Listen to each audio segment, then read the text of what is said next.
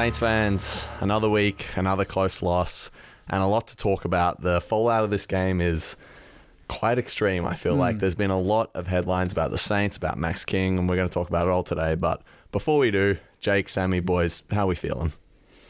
You go first, mate. Okay. Well, I thought it was going to be a Ken Hinkley's farewell party, but it ended up being a Ken Hinkley's contract extension party. It went exactly as I could have seen it going at the end of the day. They've been our bogey team for, 14 years, always ends up being a close loss. It was just as ugly as it comes. 2 points is really a knife in the chest. But, yeah, at the end of the day, it wasn't surprising. Yeah. Jakey, how you feeling? No, I tipped us. I thought we were... the way we finished against Brizzy, I wanted to see a bit more of that. And first half, we kicked, 40 points in 2 quarters. I thought maybe we were on track for a bit of a 14, 15 goal game, whether that was enough to win or not. But it kind of tightened up in the second half and tail of our season, A couple of seasons ago, Collingwood had all of those games and they pinch them all, and that makes the difference in making finals. And that's now 6 losses out of our 10, under 10 points. Yeah, it hurts. It hurts. Yesterday, I felt like... Yeah, I definitely just felt like we should have won. Going into the game, I felt confident. I watched the Port Brisbane game last week. They were so terrible that I just thought, how can we not win this game at home? But then again, it's a slow start. I feel like the slow start killed us. Without that 10-minute run where they kicked 4 goals in a row in the first quarter, I feel like we probably would have won the game. But yeah, if you look at just the way the league has played out this year, teams who start well almost always win. Teams that are winning at quarter time win more often than not. And if you see how often we're winning at quarter time, it feels like almost never. Like we're always fighting back. The Brisbane game, we did the same thing. Giants game, you can go through all of them. So why are we starting so slow? I don't get it. Because we kicked the first goal and it looks like we were up and about, and then Butters breaks open in the center clearance despite being tagged, kicks a goal, and they're on their way. I don't know. I've been mentioning that all year. I've always said, I feel like it's a broken record, but in my previews, it's just like, start well. I want to see us start well. Let's start well this week. Let's not keep... And it's always it's not like... It's always a specific number, and for me, it's always 4 goals to 1. It always feels like it's 4 goals to 1, like specifically, which is very odd. It could be 5 goals to 2, but it's always that. And yesterday, that was the same. And I just feel like we like chasing games. It's just like built in our psyche that we like to be hunting.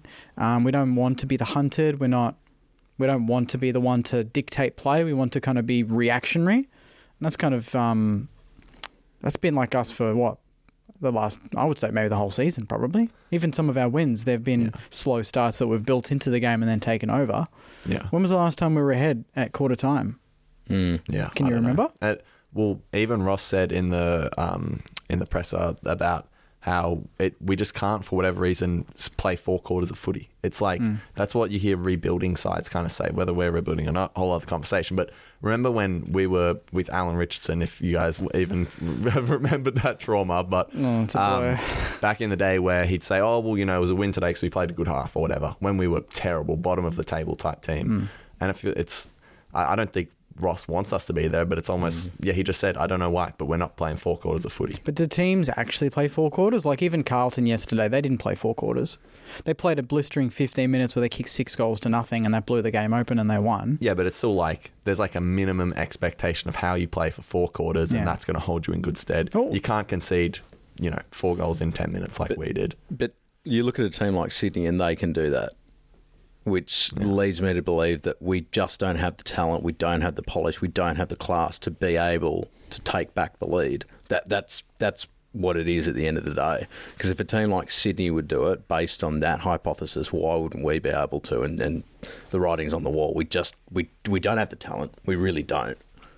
Yeah. I mean, yeah, that's true. But like, we could have regained the lead yesterday. Jack Higgins, left foot snap, completely rushed it. No composure.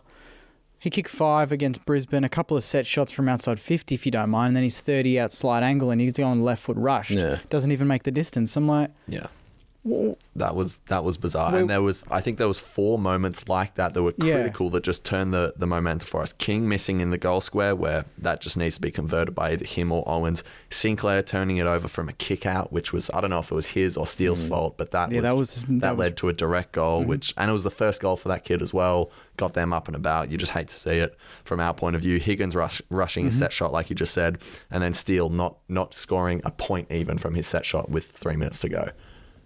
All 4 of those moments, just critical errors that led to our downfall. There was a really cool example where I can't remember who marked it for Port Adelaide, but they were about 60 out, and Dan Houston was like pointing to a particular Port Adelaide player to go into the pocket, to lead into the pocket, and that took the St Kilda player deep, which left him alone. And Houston can kick the distance. Yeah. He didn't actually get the hands, but he set himself up to get the hands. And just from that little snapshot, I was like, why?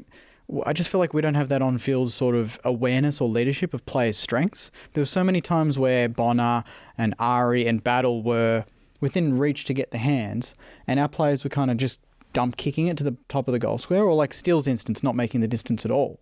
Yeah. I'm just like, those are like little in-game things that we don't do, and that can make such a big difference. Yeah. No, for sure. Another talking point was we had 2 rucks. Again, Tommy Campbell gets brought back in, late change. Don't know what's going on there, but they liked it, then they didn't, then they like it again. And Marshall kicks 3 in the first half, and you're thinking, like, this is looking good for us, and then Campbell gets subbed off. Like, it's kind of a bizarre situation. Sammy, how are you feeling about it? Are we a 2-ruck side? Are we not? Is Campbell going to play next week? How do you feel? Well, I think we're a better side with him in the team, because, say, he didn't play, where would that leave us? Would we be 3 goals worse off? Would we be 2 goals worse off?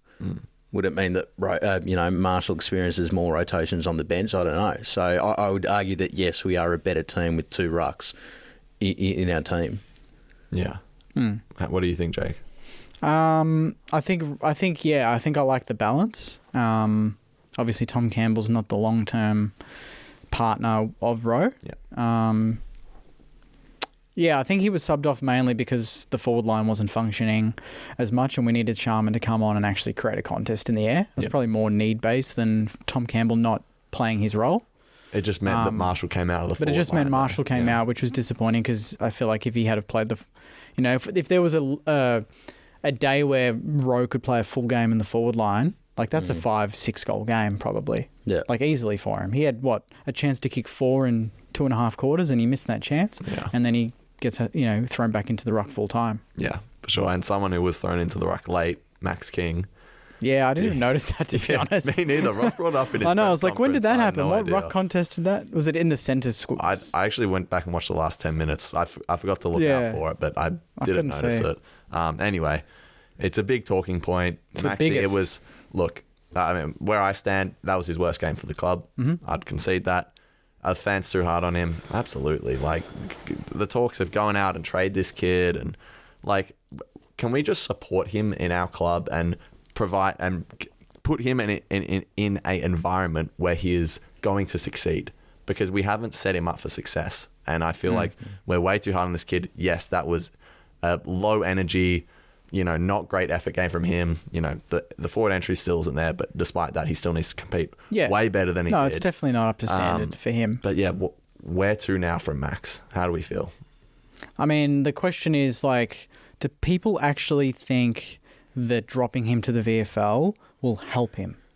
But this is the thing at the end of the day. Who cares what we think? Who cares what coaches think? It's about what Max King thinks.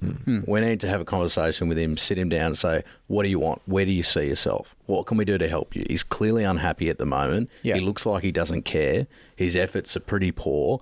I just sit him down and say, what do you want? Do you see yourself at this club? Do you want to play at another club? Do you need some time away from football? Do you see playing in the twos as being helpful to your career? It's about him at the end of the day. What we think, it doesn't matter, because our opinions aren't going to help him. All these people online, it's not going to help him. It's about what he wants. Yeah. And I don't know. I'm not a mind reader. I don't know what he wants, but maybe some time away from football will help him, because he needs to regain his craft, because he doesn't have anything at the moment. Now, whether that's seeking help from a Matthew Lloyd or otherwise, I think it would be worth exploring that to regain his confidence. I don't think playing him in the VFL is going to do him any good, But again, it's his decision to make and his decision alone. Have you ever looked at Max King, even when he was up and about, and thought he's full of confidence? Because even in games where he's kicked 5 or 6, he doesn't look like he fully believes in himself. Like, from my perspective, it doesn't look like he realises the sheer raw talent that he has at his disposal. He's always been jittery, but that's also our fault as fans and football world for putting the weight of the world of his shoulders. Absolutely. It's like Jason Horne-Francis. It's the same sort of thing. Yeah. It's just an unrealistic expectation we've put on him that, like, he probably thinks, I can never reach that. I want you to go, like, I want to be a great player for this club, but even if I'm a great player for this club, they probably want me to be Rewalt 2.0. You just feel like that in the competition, there's not many players that have to carry such a burden like he does. Exactly right. And it's like, don't go out there and be Nick Rill, go out there and be Max King. What that exactly is, like, we don't entirely know yet as fans, but yeah, you just want to see him go out and love playing footy again. Like, I agree with you, Sam. I don't know what it's going to take. Going to the VFL, I'm very against for him. Like, what good is it going to serve him? I think you told me this, but it's just kind of like, grow thick skin, like, and you only do that by going through the war zone, like crawling through the mud, and that's through the AFL level. I think he just needs to be completely exposed to what he's receiving right now, and whether it's fight or flight. Like, that's my perspective. He can either fight for it and grow and be the player we all think he can be, or he can go back to VFL, hide from it, because that's how I see it. Yeah, I think that's sheltering him. Yeah, go kick 12 for a couple of weeks on a VFL level fullback that wouldn't get a game at any club, and feel good about yourself. I mean, maybe that makes a difference. Maybe ego and confidence, that'll boost him. But from my end, I'll be like, great, he's kicked 10 on this random bloke, but is he going to do that on Harris Andrews on the weekend? Well, exactly. But, it's up to him at the end of the day. And, like, to be honest with you, it's not just him. And to say it's just him is just... It's ridiculous. Blissfully ignorant. Because our overuse of him and our kicks toward him are poor, bad at the best of times. We're doing him no favours. We overutilised him for the first couple of years of his career, and now every team goes into every game thinking, well, they're going to do the same thing, which inevitably we always do. It's like no one else in the forward line exists unless we're super desperate. So we don't create those options. So we're not doing him any favours as a team. Yeah. It's not just him, it's everyone else around him. But he's become a pin-up boy. Everyone wants someone to blame, and it's always him. But there are other players out there who are far worse than he was yesterday. Yeah, there were quite a few in that first half. Yeah, I think... do you want to quickly share your thoughts on... Send a message to Tom Morris, though? Well, in the car in here. Come on, let it rip, mate. This isn't entirely surrounding the Max King thing, but... I don't know what Tom Morris's issue with the club is. I mean, I feel like I have a good feeling because Ross Lyon blasted him in the press conference last week for the fake rumours about Rowan Marshall, which was just poor journalism. It's come out that was wrong. He spread that. So, he says that our club is woe is me, and that's deep in our DNA because our president has come out and pretty much asked for fairness across the competition, which I think is his prerogative. He said that the academies that we feel like the advantage is that you get access and that you should pay a fair price, and everyone knows the story already, but apparently he's not allowed to do that, which if Ross Lyon was coming out and that was every press conference he was complaining about that, sure, you're the coach the team, let the president do that stuff. So I think that's his prerogative. He's allowed to do that. And Tom Morris is mad that Rossi gave him a spray in this week. And then he weirdly said, why would someone complain about that when Nick Riel has 3 sons? Dig a little deeper. They're in America and they're probably going to play NFL. You have no idea. Yeah. But also, why would someone not be mad when Gold Coast sweeps through the draft last year and nabs 5, 6, 7 players? It's not just St Kilda as well. It's all 18 clubs have come together, and obviously benefactors of the Father-Son Academy picks are going to fight for that, and people who are not, which is, to be honest with you, the majority of the competition, think it's unfair because the draft was created to promote fairness and equity in the competition. And that's been skewed because of father-son academy picks. Yeah. So apparently he's complaining and whining. But I don't say that. And apparently Ross is to us what Moldhouse was to Carlton in 2014. I know. That was a very interesting comparison. Did you hear that?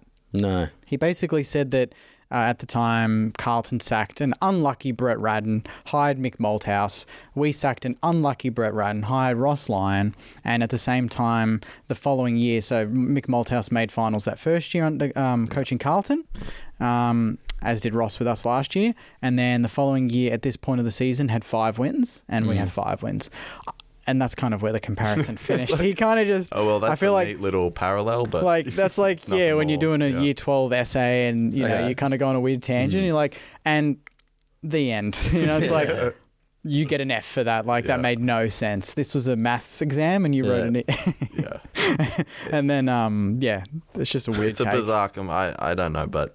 Yeah, Tom Morris isn't happy with Rossi right now, so we'll see how that one plays out. There's going to be a lot of... I think we're going to get a lot of press all week. David Keegan's already... You posted that video. I didn't mind what he said there. Yeah. I just didn't like what he said on Fox Footy the night before. Yeah. I thought that was a bad take, but the way he structured it on SEN was a lot clearer. Yeah. He needs to play big. That's the thing I took out of it was Max King is playing like he's 6'1", but he's 6'8". Yeah. Play like he's 6'8". Yeah. I think that's just in a nutshell how it needs to be approached. And to wrap up the Max King discussion, I think I know the answer, but are we trading him? Like, how do we feel? Absolutely not. David King thinks we can get 2 first-rounders for him. Absolutely not. Would be not even in my remote future to trade a player like Max King. No. I'm sick of St Kilda being the club that trades guns after a couple of bad seasons. He's averaging 1.6 goals per game this year, and he's averaging 1.9 in his entire career. Curnow is averaging 2.2 in his entire career. He is 0.3 of a goal off a 2-time Coleman medalist who's dominating at the moment. Yeah, who has 4 years on him. Yeah. He's 23, and we always say, when do forwards peak? What, 26, 27? Yeah. So how old's King? 23. Yeah. Okay. Let's just relax a bit. Yeah. Exactly. I think we're all conceding it was a terrible game. No one's saying, we're not Kingy was papering fine. over the cracks. It's everyone else's fault. It was a shit game. He was shit yesterday. You know who knows that the most? Him. He knows he played shit. Let's see how the rest of the year plays out. We're not trading him. Stick with the kid. We'll be right. Obviously there's some questions to be answered, and that we need to sort that situation out with him because there's issues, but trading him is just it's ridiculous. There was other players that were down though. Paddy Dow, he was playing with injury, I understand, but he went missing yesterday. I didn't even really realise he was playing until I saw him once, maybe in the third quarter. I don't know, but he was a test coming into the game. I can't remember exactly what it was. Geez, a Hugo Garcia could have had a go there. Yep. Dare say. So if he's playing, let's assume he's not injured. Yeah. I would say if he's playing, he's not injured. I mean, he might be playing sore. But I don't think it's, I'm just trying to come up with the reason. Him it's no and excuse. If you play, you're held accountable the same as everyone else. Yeah, he was ineffective. Yeah. Like his disposal efficiency was dreadful, barely touched. Like as a midfielder, if you're touching the ball 7 times, that's an incredibly bad day. I'd expect almost better from a first-year player. He's an on-baller. Yeah, well, we only had one midfielder that got over 16 disposals. So that's just, that's... And who was that?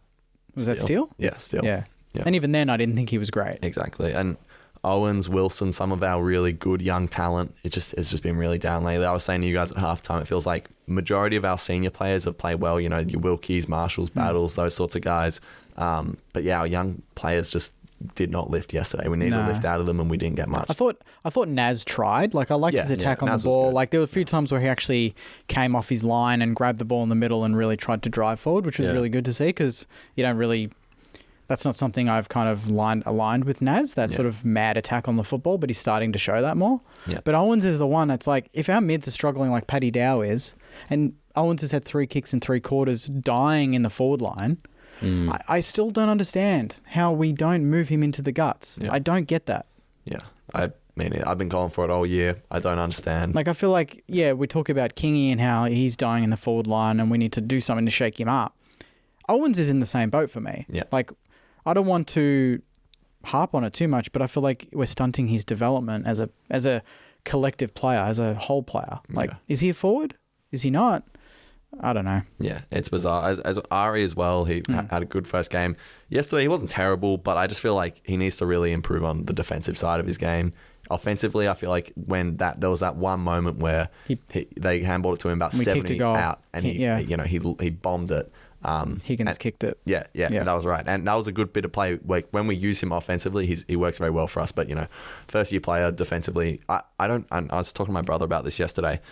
What is Ari as a defender? Like, is he playing on a medium size forward? Like, what do we expect out of him, or is he playing off half back the same way as Sinclair and Naz would? Like, what is his role, or are we still figuring? I'm trying to think of someone else in the league that's similar, like height wise. Yeah, there wouldn't be many like him. No, because he's quite tall as well. He's quite tall, so you think of like a Daniel Rich, but obviously a Daniel Rich is tiny compared to Ari. Yeah. Like a Grant Birchall back in the day, but he's taller than him. I'm just thinking of these nice silky left footers. There's not many of them going around like him. No. He's quite a unique prospect, so I think we probably don't even know exactly where he fits in just yet. Yeah. But he still had his 15 or something. He still found the ball, a couple of nice kick-ins. So he's coming along well. Yeah, for sure. Yeah. Something else to talk about. We're not going to whinge and complain about it because, we lost the game and that's how it is. What could this be? There were some interesting umpiring decisions, I felt like. We had, first of all, the inconsistency of holding the ball. That was bizarre to me. We had the battle one followed by... What was your reaction to the battle? Sorry to cut you off. It wasn't great, but from different angles I can see why that decision was made. Because he went for the fend? Yeah. You think that's I can see why it was made. It wasn't great. Like, at the end of the day... It's a bad decision because we're able to watch the replay. We can see it in real time. We see it from different angles, but I can understand why that decision was made because it looked from certain angles as though he could dispose of the ball because it looked like his arms were free, even though one of them kind of wasn't because of his body angle. Is that why and then they didn't pay the one right after it? Oh, I don't know about that one. Yeah. But that's why I'm like, you pay that one, whatever, but then 2 seconds later, that happens to Aaliyah. But I think we can agree if there's someone that needs to get back to their best, it's the group of umpires consistently every game, week in, week out. It's atrocious decisions that change the flow of games. I don't think that changed the result by any facet. Scores were level and there was 12 minutes to go. So yeah, but it's just another week of bad umpiring. We see it every week, and there's always going to be something that we have a gripe with. But it happened to be that. It was a bad even that rushed behind when they just rushed it. And they pinned, who did they, what was it the other night? Someone in the Essendon game. Yeah, and it was like, that looked worse, like the one that Port did, and I'm like, okay. I think the one that made me the most angry was when Marshall goes back with the flight, takes a ripping mark, and then Lockie Jones comes in, eyes on the man, tries to lay him out, and we don't get a 50 for that. But Windy coughs up a 50 against Brisbane for nothing. Yeah, for stepping a foot 1 centimetre wrong. And then Butler as well getting cleaned up in the forward 50. But to be fair, that was a bad miss. Yeah. That was a bad miss. Yeah. When Butler got that holding the ball though, even that was like, that's not holding the ball. Yeah. I think holding the ball is inconsistent. It's league wide for every team. It's just. I like the idea of what they're trying to do, but ultimately it's just led to ridiculous inconsistencies. Yeah. But anyway, it was a frustrating one. But I think a positive, and it's no surprise, but Wilkie in his record-breaking game for the club was excellent as always. And I think kudos to him. He surpassed Jack Newm's record and the one other player, I can't remember his name. Esteemed company he's in. He is incredible. Yeah. And to think that he was performing at Glastonbury the night before, then came to Marvel Stadium. It's ridiculous. It's just incredible. I don't know how he does it, but really part of one of the biggest bands in the world, as well as being a solid Fix You with Michael J. States. Fox. I shed a tear and I'm like, Wilkes, my man. Another backman though that I just want to give a little shout out to. I thought he was very good. Anthony Caminiti. Oh yeah, his body work, his positioning behind the ball was significantly improved on the Brisbane game. A few good marks as well. Are we trialling him there because we're going to lose Josh Battle? Definitely. That's got to be it, right? Definitely. I didn't think about it like is that. Is he a centre-half back replacement? Oh, man. I hadn't thought about that. But Battle's a forward gone back. I mean, Caminiti following suit. I don't know. It's been 2 games. Just a coincidence? It's too early to... No, I don't know if that's a coincidence. I don't know if I trust Battle as... Caminiti as a defender yet. But, yeah, what do you think, Sammy? Well, this is the thing as well. Like, let's be realistic. We're not probably going to nab many wins for the season, so we may as well get experimental. And this is part of the experiment. Do it. Roll the dice. You're saying we're Start not- moving players around. Yeah. Who else could we move around? Well, I mean... Don't say Bonner. Just skip that one Let's because not we even talk go about there. that every. Oh, you. It was coming out. It was coming out. Who else can we move around? I'd love to see Mason Wood in the forward line again. Yeah. Yeah. And you know what? I love. Oh, he was Maybe good on the weekend. interchange him and King. Put King on the wing and see how he goes. He's got the athleticism and the speed. Like Harry Mackay is a roaming forward, almost like Comcast-y winger at the best of times. I could see that almost working, and that frees him up, gets the ball into his hands, get a bit of confidence, chamber up his game a bit. It could work for him at the end of the day. And we know Mason Wood can kick goals. Yeah, he's an accurate So- kick. He's a great mark. Yeah. And he's good beneath ground level as well. Quite Yeah. mobile. And then obviously would be Owens on ball. Owen's on ball Like, for the rest of the year. Oh, It has to absolutely. happen. Yeah. Put him on Heaney on the Yeah. weekend. I think for me, like, it's less positional moves and trial. I mean, definitely there's room for that. Yeah. It's more. Let's see what the young players we've got. I'm going to get to it in the preview, but I want to see a debut from Max Heath next week. But we'll talk about that in a bit. Do we feel differently while we're on Battle? Do we feel differently about the Battle situation, knowing how low we're going to finish on the ladder now? It feels like we're the team above us is Adelaide, which is 2 points ahead of us, and then above that is Hawthorn with 3 wins ahead of us. So Yeah. we're almost certainly finishing in the bottom 5, which means we're probably going to get first round compensation for Battle. Do you feel differently, either of you, about the Battle situation, knowing we would probably get a top 5, 6 draft pick? That to me is irrelevant. If we didn't have Ari Schoenmaker, maybe I'd feel a little bit differently about it. Because at the end of the day, a draft pick is a gamble. Whether they come in the top 10, top 20, top 30, it's still a gamble. We don't know what that's going to look like. So, yes, it's nice. It's a nice little bow on top if it were to come to fruition. Yeah. Does it mean anything at the end of the day? No. We won't know until 2 years' time, realistically. But do you think the club would be more willing to not match an offer for Battle if they knew they were going to get pick 5, say? I would say yes. So 2 top 10s we'd have. Yeah. Because if you potentially 2 top 5. If you look at the need is in the midfield. If we could nab 2 top 5, let's say top 10 midfielders, that's a fantastic result for us, and that fits our needs at the moment. Yeah. And I think defensively we are so sound that, like, I think we can chop and change in the back half and still be good. Yeah. Do you know what I mean? It's the need is greater than having Battle at centre half back. I think. I understand that, and like I'm in two minds of it. But there's a part of me that just feels like, you know, with the 23 that we field every week, there's maybe 3, 4 players that I'm like, I trust you. You're going to do the right thing. You're going to be well composed at the end of the game, and Battle is one of them. And to lose one of those pieces, I just feel like could really hurt us. You've got Sinclair and Marshall. I trust those two, and Battle and Wilkie. So that's probably 4 players that I really trust. To lose one of those, one of your 4, I don't know. I feel like that could come back to bite us. But is that more saying that there's so many that aren't doing what they should be doing? You know what I mean? Like, is it exaggerated because we only have 4 or 5 that put in every week, and we should really have 10 to 15? It's not about putting in. It's just about, these are our senior players that, I think Ross trusts, that the fans trust, and we're a very young side. We're going to be going really young next year. I mean, if we get 2 top 5 picks, they're playing. So we would be a very young side. I mean, if we value him more than the pick, then we'll match, obviously. But I just feel like if Hawthorn come and throw some big money at him, then I don't think we'll match. Yeah. It's going to be the storyline for the next 2 months. So interesting to see how it plays out. Any final thoughts on the games, lads? What was the crowd? 18,000. 18,000. So here's a fun fact for you. MCG. Lowest consecutive crowd numbers we've had ever. What was the last Marvel game? Gold Coast? I believe it was 19, 18, 17. We've never recorded that low numbers consecutively at Marvel Stadium. 3 games and not hit 20? No. Are we going to hit 20 on the weekend? No. Sydney have the most supporters around the country, non-paying members. 320 slot, though. 320 slot. I reckon we'll get maybe 30. But 30? Maybe. It's Sydney Swans. 25, they will turn up. They'll want to see a win. Yeah. Like let's be realistic. Or they'll think it's going to be easy and they'll just watch it at home. Yeah. But the thing is as well, is like, 1, no neutrals are turning up. No. Fair enough. And 2, fans aren't turning up. Also, fair enough. Like, I get it. But it's dismal crowd numbers at the moment.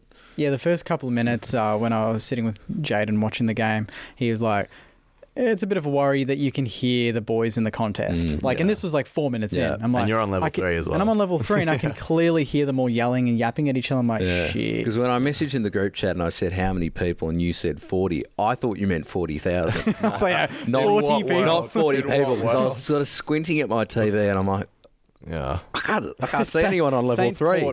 I can see Jake on level 3 with his red wine. I just want to say one thing. Big shout out to my grandpa. He had a heart operation on Thursday, and he still showed up to the game. Oh, mate, that's awesome. Good on him. So if you're, I don't know what. Amps. Shout out to him. I know he'll be watching, so shout out to my grandpa. And he's at home recovering. But if he can show up to the game 2 days after a heart operation, anyone can. So get to the game. I know we're in a rough spot right now. But when Collingwood were in rough spots, even when Carlton were in a rough spot, they were not getting 18,000 to Mull. So Saints fans, show up. It's going to turn around. You know, this is one of the bleakest moments in our history for the last 15 odd years. At least I feel like coming off the finals, being 14th right now, it's bleak. I understand it, but get to the games. Get to the games. Cool. So yeah, should we get into Mosh back to your best? Yeah, let's do it. Let's do it. This week it was Mason Wood. Yeah. 19 disposals, 13 marks and a goal. I thought he was excellent. Yeah. Moved into the forward line as well. Yeah. Looked like it worked well. I was hesitant. The West Coast game, that last quarter, he really saved us. But early days, I remember pulling my eyes out watching him in the forward line. But he's just he's just so professional about everything that he does. You know that he preps so well. He's so good with the youngsters. His ball use has improved night and day, like just across the ground. You don't see him really turning the ball over that often. Yeah. And he's just such a great mark. Yeah. I would just want to say, we were talking about reliable players who we trust. He's one of them. He's one of them. Yeah. So easy pick for me. Who else could have possibly gone? I was going to say Jimmy Webster. Jimmy Webster was he had good. A great game. What about Rowan? Well, Rowan, 3 goals. But I feel like back to your best. He's always our best player, I guess. So. Yeah. I mean, you could say Sinclair was probably best on ground. Like he was against Brisbane. He was that's who Sinclair for you though. Riley Bonner. Yeah, he was getting there. I don't know. Every time he kicked the ball more than 15 metres, he'd turn it over. I'm just poking the bear. Yeah. No, fair enough. Yeah. Who else could we had? Yeah, Nasai, you mentioned, was really good. Nasai was really good. I thought Healy wasn't consistent, but he had some really nice moments in the game. Yeah, he kicked an important goal. But this is the thing with Healy, right? His endeavour's always good. Like he makes it's like Higgins. The endeavour is always there. It's always 100%. Yeah, it's just they just have some flat games. I'd rather that than some players that just drop their heads and do nothing all game. Yeah. And there was a few of them. Yeah, for sure. Shall we get into Jakey's junk mail then? Yep, let's do it. Jakey's junk mail. Jakey's junk mail. Jakey's junk mail.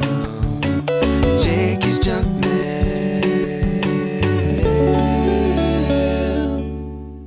Got a few here.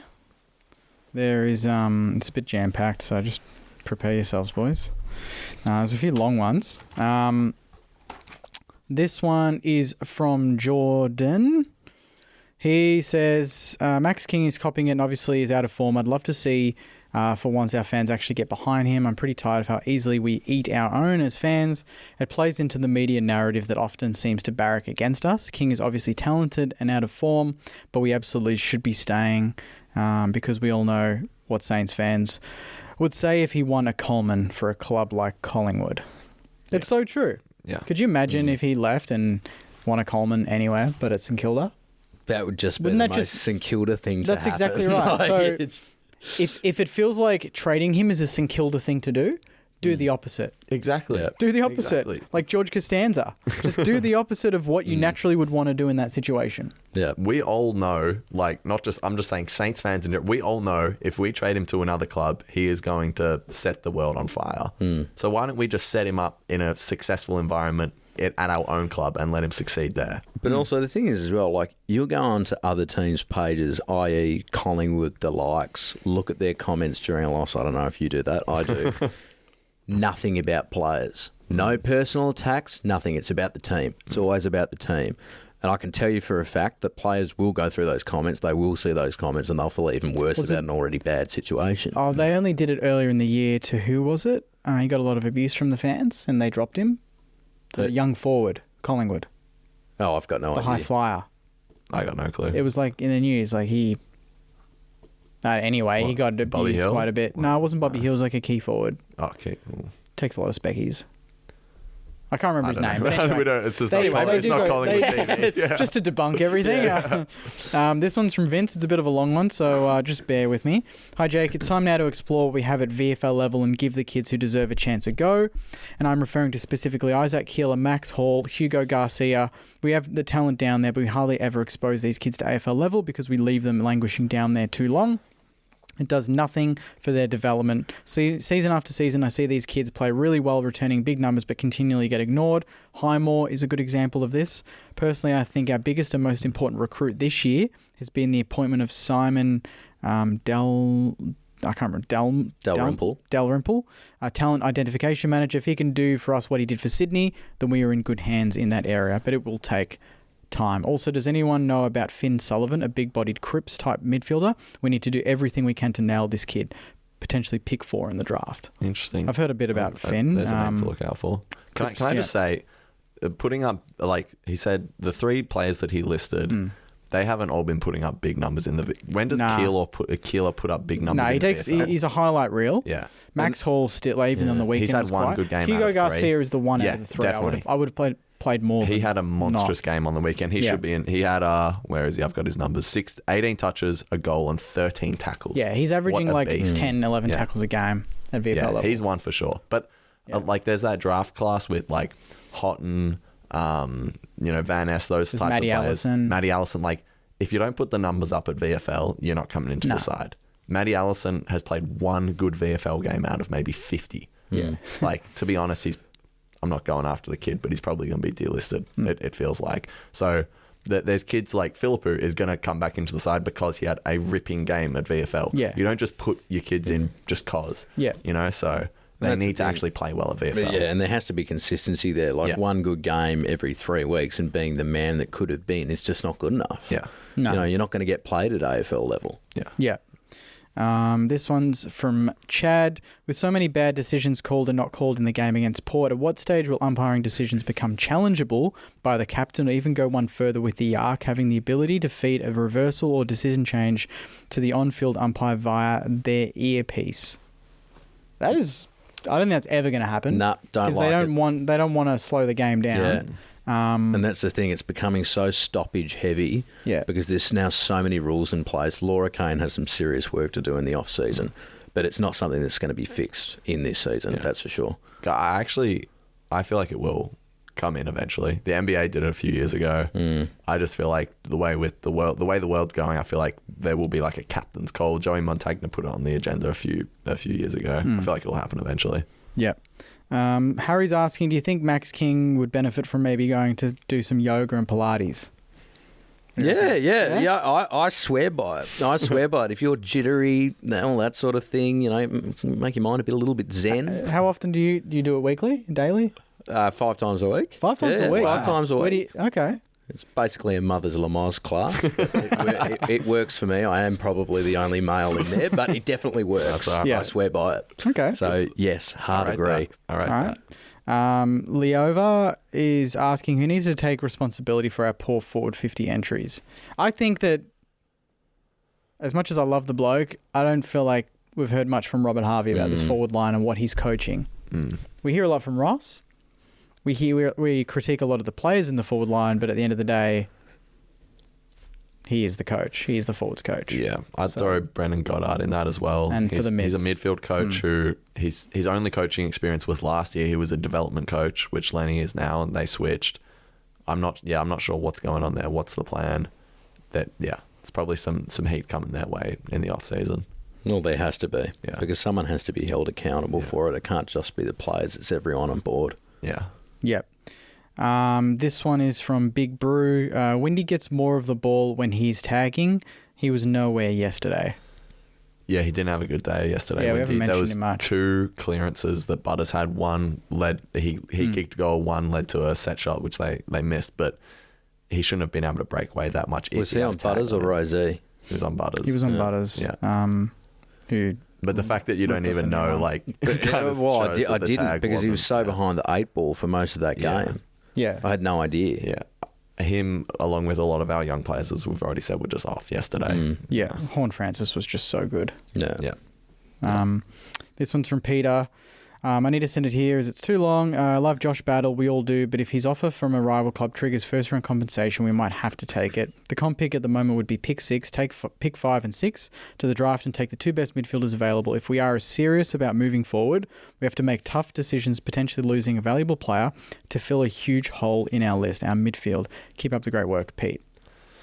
Yeah. I think that's what we just talked about. Agree. Yeah. I think it's true, though. Like, you know, at the end of the day, it's sentiment, right? Like, we just don't want to lose players that we really like, that we really value. We know in a perfect world he would want to stay at the club. Yeah. But if it fits a need, if it helps us plug a hole that has been there for 10 years, yeah. Like, what's easier to find? A guy that can play centre-half back or a gun mid? We haven't found a gun mid since when? Who was our last gun mid? Couldn't tell you.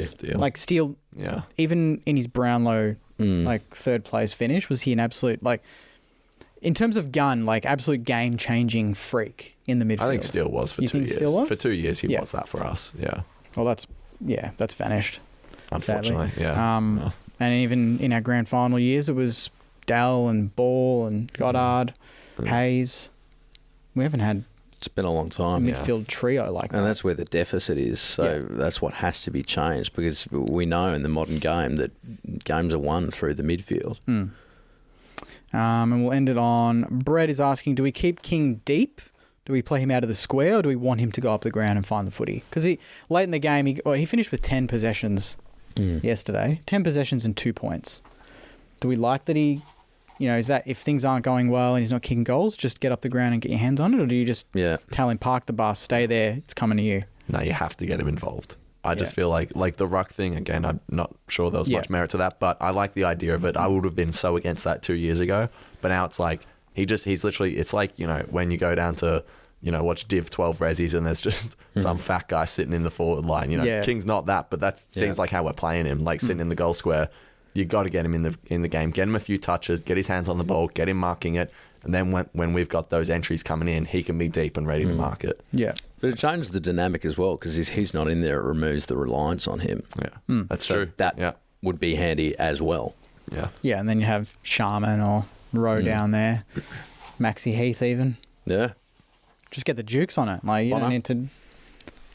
No, you've got some weird obsession. I mean, as long as that means he's as far away from the back line as possible, I'm down for it. I liked seeing him start on a wing yesterday. I was like, here we go. You can't turn it over in front of the goals. With Jimmy Webb. You can. It's harder to. Yeah. I preferred him on the wing than half-back, I'll give him that. Yeah, especially with Jimmy back. Stockers, I think he had a pretty solid game at VFL level, so he could be a shout this week. But that's Jakey's Junk Mail. There's a lot of King-centric questions there, so I picked the ones that were a bit more interesting. Yeah. So thanks everyone. Yep. I guess let's look ahead to Sydney and the week that will come. I think selection's going to be interesting. Just I haven't, usually I prepare it. I sort of did, but I'm not set on this. Just a few players I think will come in. Dukes if he's fit. Philippu's got to come in. He's consistently performed at VFL. That's what we want him to do. Now you reward him, put him back in AFL, see if he can apply that. Garcia's got to come in. He's a tackling beast. Week after week, 10 plus tackles, which is just ridiculous. And I want to see Max Heath come in. Tommy Campbell did some nice things. He's an older fella. He's struggling out there. That's fine. I'm not going to blast him for it, but I would love to see Max Heath come in and let's play those 2 rucks with him being one of them. Let's give him a go because we talk about rewarding form in the VFL. He actually has performed in the VFL. He would go... He'd tag team against Grundy. Is that what you're saying? Yeah. Well, and it's a good... I didn't even think about that, but coming up against Grundy, Rowe probably wants some additional support, And we've seen what he can do for us in the forward line. I think this is the week for Max Heath to debut. I'd love to see it. He had 16 touches, 5 tackles, a goal, and 28 hit-outs. I also saw people saying that he dominated Reece Stanley, which I think is pretty good. I think bring him in. What do you guys think? I think anything's possible now. Yeah. I mean, I think our season's kind of like 5 and 10. The benefit now is that, we can open these doors a little bit more. Yeah. I hadn't thought about him, to be honest.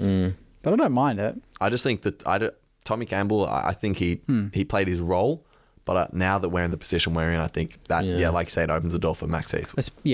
There's two sides of the coin for me. One is trial by fire could work out, but two is it too much too soon? Because Brodie Grundy is one of the informed rucks of the competition. He's fantastic. He's having a field day just like every other Sydney Swans player. So will that be too much for Max Heath? It's true, but say next year we don't have Tom Campbell, Max Heath is our second ruck, Marshall goes down, Heath has to debut and we're playing Melbourne. Yeah. You know? He's going to get thrown in the deep end We eventually. need to find out soon, don't we? Yeah. Like, you can't keep going, like, especially now we're only 7 weeks away from possible delistings and re-signings. Like, we've got all of these players that don't have contracts, going to be traded or whatever. We're going to have to drop in, put a few in and see if they got it, Like, it's hard to continually just look at VFL numbers and say, hey, like, you don't really know. Yeah, exactly. You can't tell. Also, for those wondering, Philippu's stat line, 31 touches, 2 goals, 9 tackles. Surely he's coming back this week. 9 clearances, Yeah. No, He'd have to. Yeah. He'd have to. He looks like he's got a little bit of swagger back. He looks like he's pretty confident now. Yeah, definitely. And blokes that could use a spell, Paddy Dow looks like it. Darcy Wilson. It's unfortunate because the rising star was his for the taking, but his form has fell away. It's all right. He's a first-year player. It happens. And Tommy Campbell. Owens? Is Owens getting to that point? I don't think he's quite there. No. Yeah. Okay. I don't see the point of dropping him. So really, it's more like persist with out-of-form youngsters, but if they're senior boys. Senior boys I'd be having a look at, or players who are running sore. Perhaps that's Paddy Dow to give Max Hall a run, or Philippa a run, something like that. But I'd be looking at senior players, because now we've got to look at, okay, well, what does the next 5 years look like? Is Steele going to be here? Is Ross going to be here? Yeah. Players I'd like to see Ross not come back in. I don't think Ross will be. Yeah. He's not part of the 5-year plan. No. Well, he can't be. What is he, 32? I think he's 30. Yeah, so he's not going to be rolling. One year we'll left. be wheeling him out at that rate. But what do we want to take out from, besides the win, what do we want to take out from this game against Sydney? Endeavour. It's come to that. Yep. Not interested in the win at the moment. Just endeavour would be nice. Yep. Contest would be nice. A bit of heart. There's a lot of players that just lack heart. It's the same 3 every week. It's Hill, it's Sinclair, it's Rowan. Others are variables. Yeah. It can't be the same 3 blokes week in, week out trying to drag us by the scruff of the neck over the line. Show us some heart. Show some dare. Yeah. Play with a bit of tenacity and dedication. If we don't win but we play like that, obviously not like I don't want to lose. No one wants to lose, but I will accept that. I won't accept something like Sunday, which was just classless and insipid. Yeah. So, yeah. I dare say that the approach we took into the Brisbane game should be very much the same approach. Yeah. Because Sydney is such a high scoring. Like, they lost the game on the weekend, but they kicked 99 points or 98 points. Brisbane are very similar. They'll lose games, but they'll still kick their 15 goals. Yeah. I dare say we just got to... Let's just bloody go for it again. I thought we were going to do that on the weekend. I really did. Yeah. But I didn't see that same dare with the ball in hand, play on, like Liam Henry firing on all cylinders. You just didn't see that. But on the weekend, we're not going to be able to contain Sydney to that 10, 12 goal mark. Yeah. No, I agree with you guys. Yeah. What I want to see is for blokes to actually wear the jumper with some pride, have their heart on their sleeve, and just 100% effort. I'm going to call out a moment in the game. I'm not going after Riley Bonner because this is reflective of the entire team, but there was a moment where Butters broke loose, got a clearance and hit up someone in the forward line. That is set shot.